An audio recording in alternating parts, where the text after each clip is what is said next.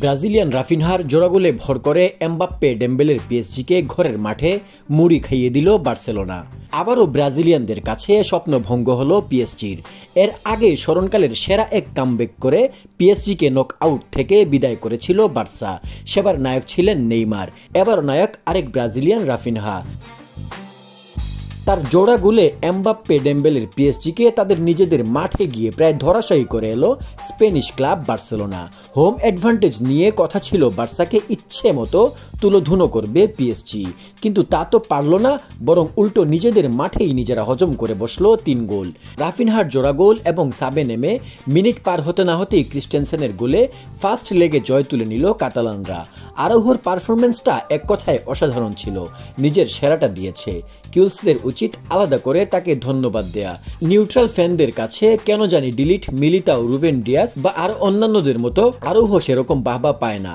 Last কয়েক সিজনে বার্সার বিগেস্ট দলগত ব্যর্থতার কারণেই হয়তো এর পেছনে দায়ী। কিন্তু আজকের ম্যাচে যা করলো তা অসাধারণ। এমবাপ্পের মতো বিগ ম্যাচ প্লেয়ার আজকে একেবারে শাটডাউন ছিল। মাত্র মাঠে প্রবেশ করা পেদ্রির অ্যাসিস্টটাও অসাধারণ ছিল। যারা রাফিনহাকে নিয়ে এতদিন ট্রোল করেছিলেন তারা এখন কি করবেন, সে ফিরে এসেছে। 2019 সালের মে মাসে লিওনেল মেসির পর রাফিনহা হলেন প্রথম বার্সেলোনা খেলোয়াড় যিনি ইউসিএল নকআউট পর্বের খেলায় একাধিক গোল করেছেন। সর্বোচ্চ 9.2 রেটিং নিয়ে ম্যান অব দ্য ম্যাচ হয়েছে সে। অবিশ্বাস্য পারফরমেন্স করেছে এই ব্রাজিলিয়ান। বল প্লেয়িংয়ে পিছিয়ে থাকলেও ছেলেরা জয় তুলে নিয়েছে অ্যাওয়ে ম্যাচে। আর কি বা চাওয়ার থাকতে পারে বার্সা ভক্তদের? বলতে গেলে বার্সা ভক্তদের ঈদ গিফট ছিল আজকের ম্যাচ। আগের দিন রিয়াল মাদ্রিদের সাথে ফ্লপ ছিলেন হালের সেরা খেলোয়াড় তকমা পাওয়া হালান্ড। আজকে সেম ভাবে ব্যর্থ হলেন এমবাপ্পে।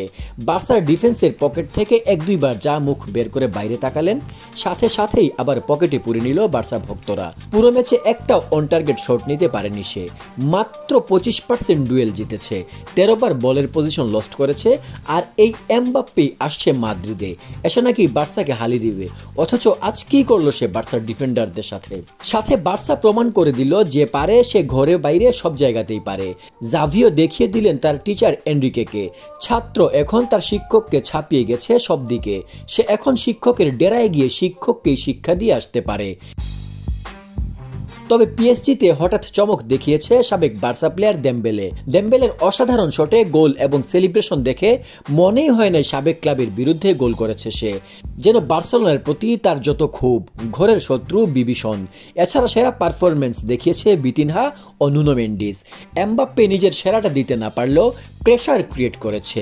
লি নিজের সেরাটা দিয়েছে, ফাবিয়ান লুইজও দিয়েছে নিজের সেরাটা। অনেক দিন পর মার্কুইনোজও ভালো পারফর্ম করেছে। ডেনারোমা সিলিকো একটা মিস্টেক করেছে যেটার জন্য আরো গোল হতে পারত। আজকে বার্সেলোনা বনাম পিএসজি ম্যাচে বার্সেলোনা এই সিজনের সেরা পারফরমেন্স করেছে বলেই মনে করেন অনেক বার্সা ভক্ত। আর করবে নাই বা কেন? সেরা পারফর্ম দিয়েছে কুবার্সি, সেরা পারফর্ম করেছে রাফিনহা, লেভানডস্কি, আরাউহো, গুন্দোয়ান। দলের সবাই যখন ভালো করে তখন জয়টা তো অবশ্যম্ভাবী। তবে লামিন ইয়ামালকে ফিনিশিংয়ে আরো নিখুঁত হতে হবে।